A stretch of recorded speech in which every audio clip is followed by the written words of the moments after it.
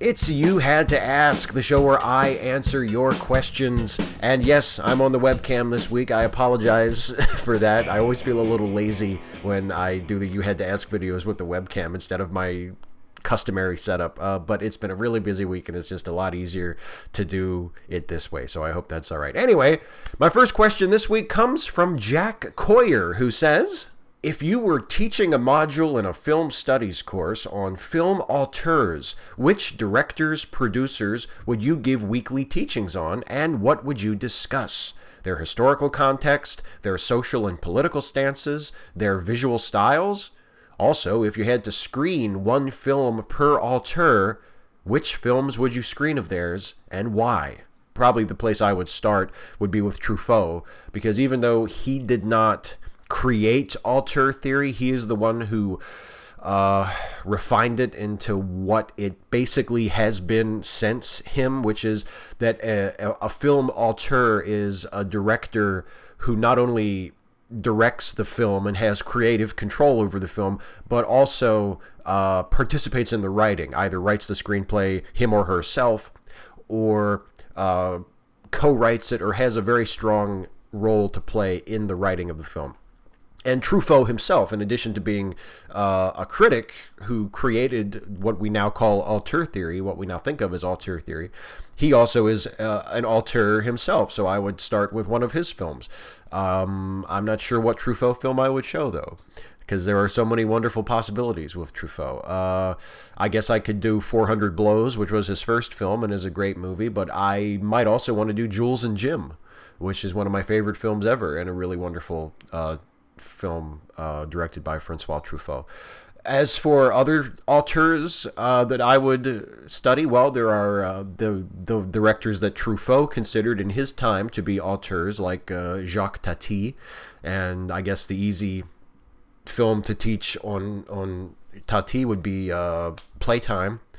Alfred Hitchcock, and Alfred Hitchcock's masterpiece is usually considered to be Vertigo, and I would probably show Vertigo just because I know that it stokes a great deal of conversation, and that would be a wonderful film to watch and to discuss in a film class, especially a film class focused on the auteur behind it. What does Vertigo tell us about Hitchcock and his point of view? That would be really, really wonderful. Robert Bresson would be another one. I would show Diary of a Country Priest, which is a beautiful film. Who else? Erich von Stroheim, one of my personal favorites, one of the most iconoclastic directors in the history of cinema. For von Stroheim, I probably would show Greed if I could get my hands on the original theatrical cut. I would show that. There is a really well-done restoration of Greed that came out about 15 years ago that uses still photos to sort of reconstruct the original movie, and it's pads it out to about 4 hours. That's a little long for a film class, I think.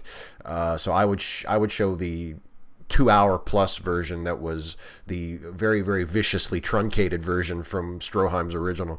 But I don't think you could discuss Stroheim in the context of being an auteur without talking about Greed. I would discuss their social context. I would discuss the themes in their work. I would ask the students what they see when they watch the films, what they detect, what they think they can glean about the filmmaker, him or herself, based on the film. The wonderful thing about a film class is that you can discuss all of that. You can discuss the art, you can discuss the content of the piece, and you can also discuss the context in which that piece was created and on which it perhaps was a commentary, and you can also discuss how it reads differently when we view it in our modern context. I really want to do this class now. If not to teach it, because I probably am not all that qualified to teach it, then to take it. I would love to. I really feel like taking a film class now, thanks to this question. So thanks a lot for that. I really appreciate it. Marv Roberts, I've been thinking about going vegetarian lately. How did you manage the transition from things like cheeseburgers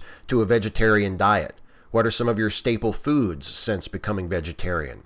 I'm not sure what sorts of foods I can transition to, but the thought of eating salad 3 times a day doesn't sound very appealing to me. I'll give you something that was a huge help to me, and that is a replacement for a cheeseburger that is acceptable. You use your own taste and judgment if you think that it's as good or, whatever compared to a real cheeseburger, a beef burger.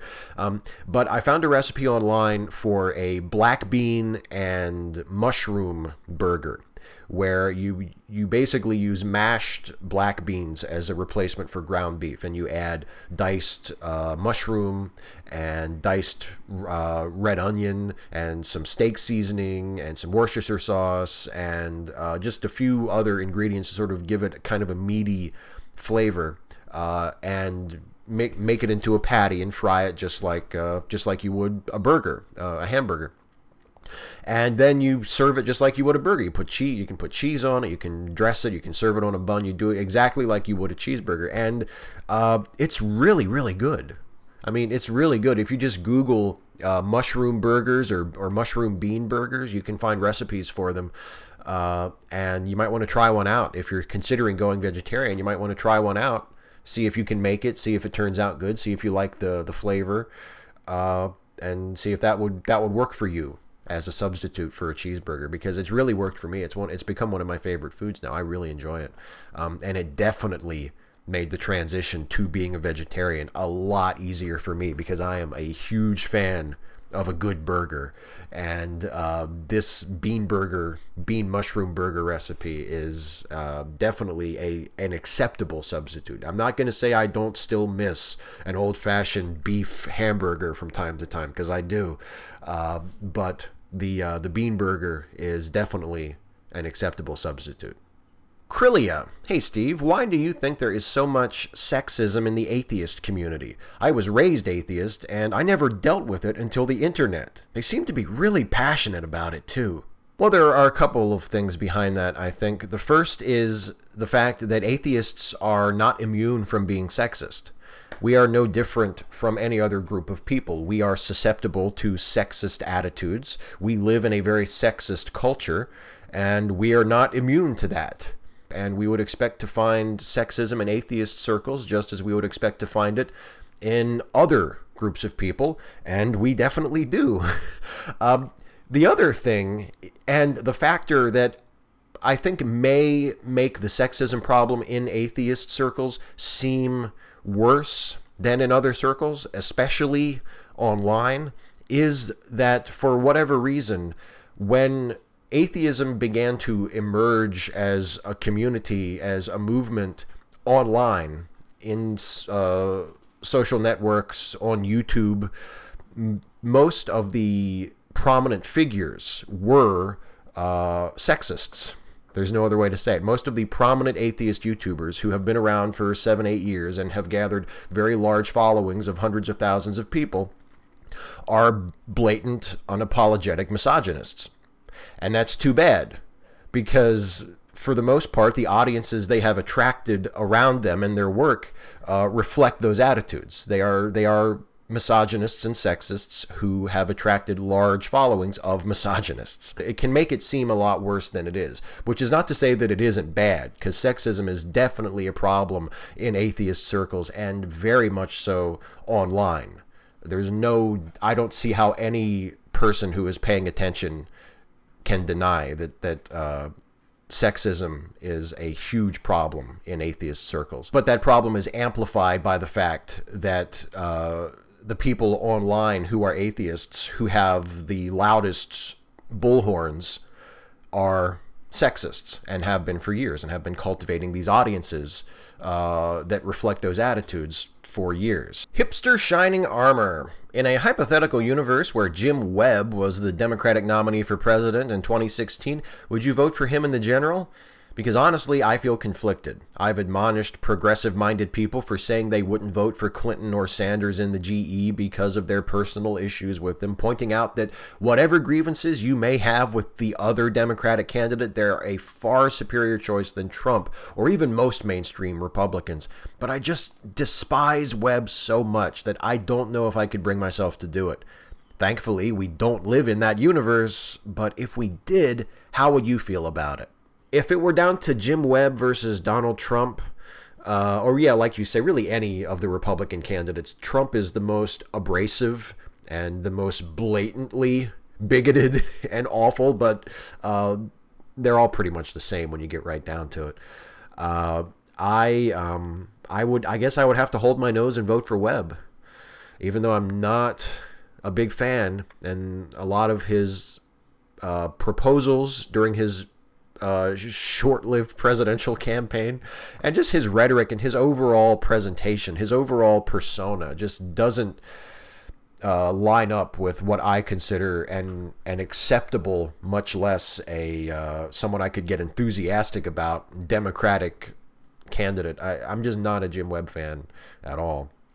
But yeah, I guess if it was down to between him and one of the Republicans, I would have to vote for Jim Webb. I would hold my nose and vote for Jim Webb. I suppose I could vote for Jill Stein or whoever the Green Party candidate was, but then you have to run that math in your head and vote strategically and think, okay, if I give my vote to the third party candidate, who is almost certainly not going to win, am I actually taking a vote away from the Democratic candidate who does stand a chance to win? And would I rather help to elect an extremely problematic Democratic candidate who would, for all his flaws, be better than the Republican candidate? Or do I want to vote for the person who lines up more closely with my values, but I know isn't going to win, and risk making it easier for the Republican to actually win the election?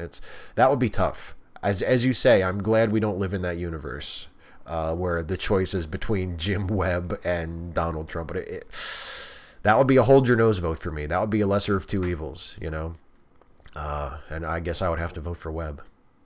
Captain Andy, hey Steve, my question is, am I too pessimistic about the conservatives we encounter on YouTube? I tend to have been of the mindset for a long time that these people are largely unreachable and uneducatable. However, I've seen a few screen grabs posted recently after the debate between Christy Winters and Sargon of people saying the debate has made them seriously reconsider their position. While it is only a few, it's still been enough to make me reconsider my own position of pessimism. I'd be interested to know your thoughts. On a personal level, I'm with you, Andy. I have gotten to the point, mostly because of my interactions with such people, that I consider it to be a waste of time. But I am extremely grateful for people like Christy, who I cannot say enough good things about, or Foxy Jezebel, who also engages with people who, to me, are just a complete waste of time to talk to, and do so in a very intelligent and articulate way. And I'm very grateful for people like that who have that patience and have that determination to have that conversation, knowing that the audience isn't the person they're talking to, who is probably a lost cause, but anyone who happens to see it, who might be open to having their mind changed, who might be open to being educated and enlightened on a subject that they are ignorant about. I'm grateful that other people are better at it than I am and are more willing to do it than I am. Because what Christy did recently, what Foxy does on Twitter every once in a while when she gets into arguments with people over things, what the Skeptic Feminists do on their channel, I just don't have the patience for that or the heart for that anymore. I generally agree with you, Andy, that people like that are just, they're not interested in having their minds changed.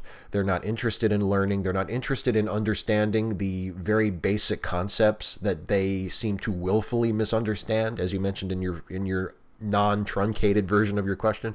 On a personal level, I'm completely with you. But I do have enough optimism in me that I'm glad that there are people like Christy and the others I mentioned who are willing to take on that job and to do that engagement and to have those arguments with people and have those conversations with people on the other side of this divide, in the hope that some people will see it and will have their minds changed. I just don't think I'm the person to do that anymore. I have been so soured by the absolutely vile people on that side of things. You call them conservatives. I think that's an insult to non-bigoted conservatives. I would call them bigots. I would call them sexists, misogynists, racists, inciters of harassment, abusers. They're some of the most vile people on the internet. And I just have nothing but contempt for them, and I have no interest in engaging with them. And I personally think that my engagement with them would serve no purpose. But I'm glad that not everybody sees it that way. I'm glad that there are people who are willing to take that on. Because you're right, sometimes it does change people's minds. And that's a good thing. That's a necessary thing. People need to do that. But unfortunately, I guess, I don't think I'm one of those people. Tony Spurgeon, Steve, while I agree with many of your qualms concerning Batman v Superman, I think you were unfair to the movie in one respect, that being Batman thoughtlessly killing people in the movie, as if that's never been done before. In the original Burton film, Batman kills quite a few people also. He mows down some Joker henchmen with his airborne machine guns, and also lets a guy plummet to his staircase to his death in that movie. If anything, I think Batman murdered less people in Batman v Superman. What do you say? The reason I objected to Batman murdering people in Batman v Superman wasn't that it had never been done before. I don't think Batman should be murdering people in movies, period. I don't like the fact that he kills people in Batman or Batman Returns. I don't like the fact that he didn't save Ra's al Ghul at the end of Batman Begins. When he says to him, I'm not going to kill you, but I don't have to save you. My response to that is, yes, you do. You're a good guy. You're a hero. You have to save him. You're leaving him to die, knowing that the train is going to crash and he's going to die. You are murdering him, Batman. Believe me, I don't like the fact that there are guns mounted on the Batmobile. I don't think Batman should use guns, period. The fact that he's not holding a gun in his hand doesn't mean that it's okay to use it if he mounts it on his car or on his plane. I'm completely against all of that, and I think they're narrative shortcuts, and I think it's not true to the character, including to the character that they establish in the movies, because Batman is established in the Nolan Batman movies as not liking guns and as not wanting to kill people, as having a code against killing people. And yet we see him violate this code repeatedly.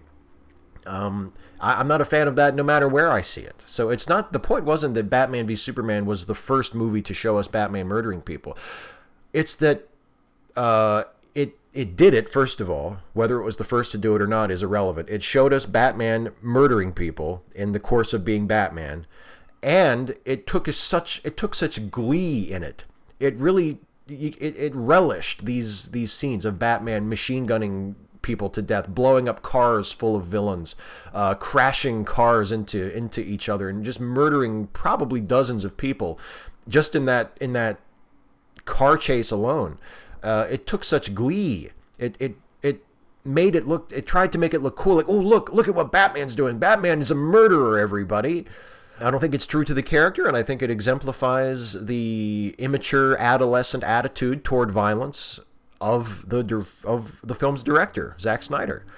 So it wasn't that Batman v Superman was the first movie to show Batman killing people. I know that there has been a precedent set in previous Batman movies, but I think it's all terrible.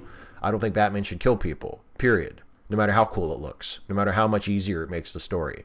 And I don't think Batman movies should be written in order to create excuses for us to see Batman killing people or using guns or whatever. I just think all of that makes the character less interesting, makes the character less sympathetic, and is just not the way I would do it.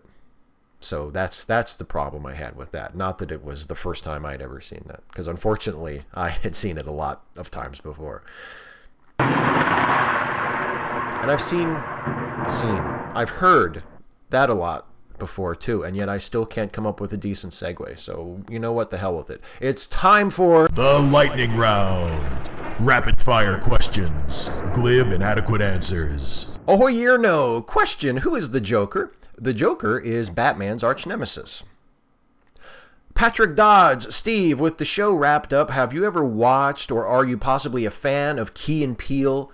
I personally think, without hyperbole, that it's the most brilliant sketch comedy TV series ever made. If you're a fan of the show, do you have a favorite sketch? Oh, yeah, I am a fan of the show.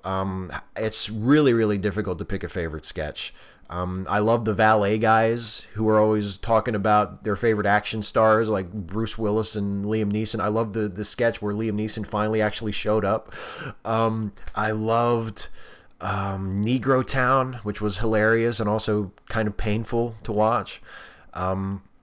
I love the sketch of the funeral for the black actor, where it showed his reel of his early work from like the 30s and 40s, and it was all playing like stereotypical black roles, like people from the jungle or slaves or people doing, tap dancers, just the sort of really, really demeaning stereotypical roles that black actors used to get back in the golden age of Hollywood. And the people in the funeral watching this and looking really uncomfortable while they're watching. I thought that was just genius. So yeah, I don't know. There are tons of sketches I could choose for my favorite Key and Peele sketch. It's really difficult. Oh, the Revenge of Urkel, the Family Matters one, where Urkel kills the producer of the show and like enslaves Reginald Bell Johnson. I mean, there are so many. It's impossible to pick. But yes, I'm a huge Key and Peele fan.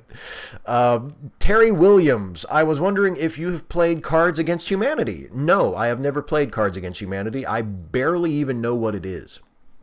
Carlisle the Cinephile, what are your thoughts on Doug Walker's Where's the Fair Use campaign against abuse of YouTube's copyright system? Have you experienced any times where your videos were flagged or taken down unfairly?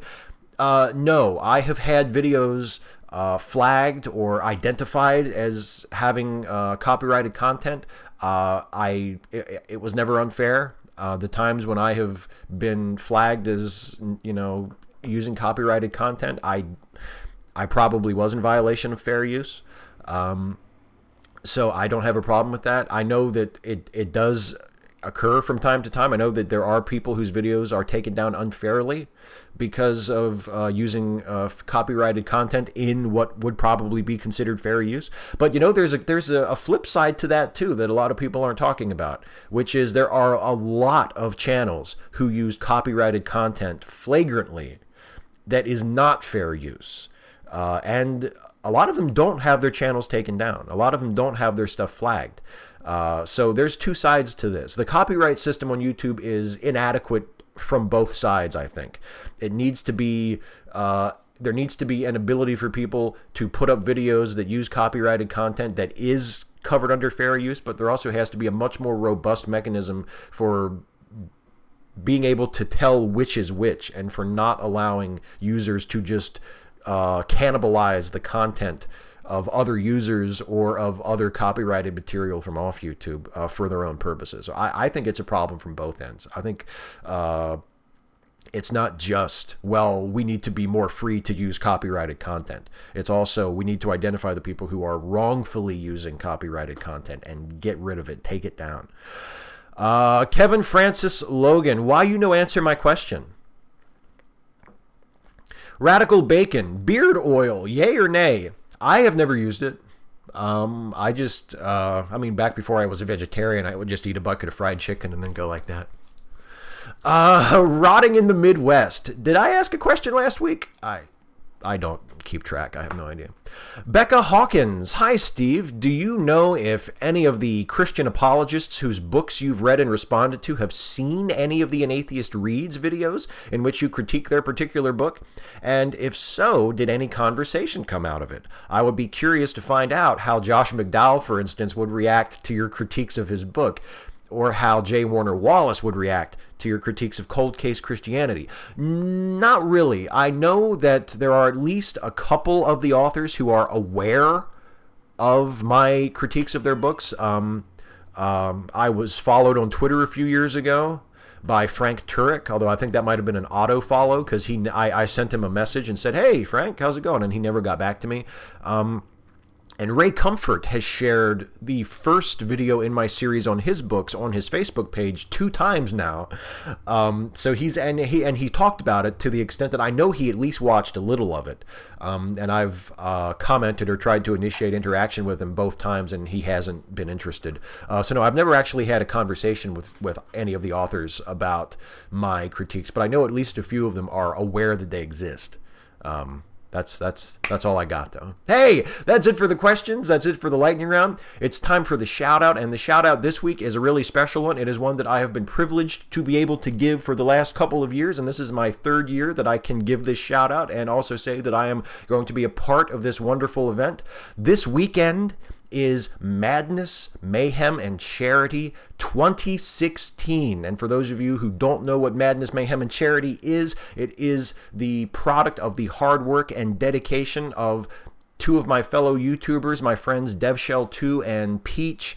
They have really gone all out for the last several years and put together this online streaming fundraiser for the International AIDS Vaccine Initiative, or IAVI. And this is a 36-hour online fundraiser to raise money for AIDS vaccine research. I could not imagine a better cause, and I could not be more honored than I am to be a part of it for the 3rd year in a row. Madness, Mayhem, and Charity begins on Saturday at noon Eastern. It runs the rest of the day Saturday. It runs all day Sunday, 36 hours. There are dozens and dozens of YouTubers that you will recognize who are going to be hosting hours of this, including, of course, Dev and Peach are hosting an hour, are each hosting an hour. Dev is actually doing 2 hours. He usually does the first hour and the last hour. And a lot of my friends, a lot of people who I really, really admire are doing it this year. Serious Mind is going to be there. Got That Funk is going to be there. JJ Talks is hosting an hour. And I, of course, am hosting an hour. And Jason with a D is hosting an hour. How could I forget that? Jason with a D and Finite Atticus are each doing an hour. So it's going to be just a really, really good bunch this year. And my hour will be the 3rd hour of the 36. My hour will be from 2 p.m. to 3 p.m. Eastern Time on Saturday. I think for my hour, I'm going to be talking a little bit about the importance of giving a shit.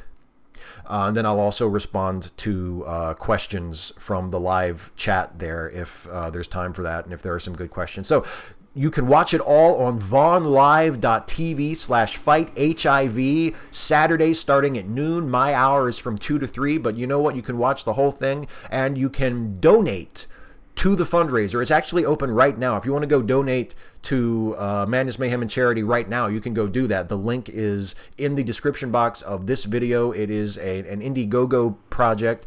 You can go donate now. You can wait until the event actually starts. Whatever you want to do. And if you can't afford to donate, you can share. You can share the vaughnlive.tv address and tell people to watch starting tomorrow at noon Eastern. Or you can share the Indiegogo page and invite people who are able to donate because it is such a worthy cause. And I really hope a lot of you watch, and I really hope a lot of you donate to Madness, Mayhem, and Charity 2016. I am so looking forward to participating and to seeing some of you hopefully this weekend. So go check that out. Madness, Mayhem, and Charity, Saturday and Sunday. It's one of my favorite things that I do every year. Speaking of favorite things that I do, let's not forget the Lemmy Listen podcasts. These are the product of the great Jason Harding, the aforementioned Jason with a D. Jason produces and hosts 3 awesome podcasts under the Lemmy Listen banner. There is Lemmy Finish, which he hosts with Finite Atticus, that is just hysterical. There is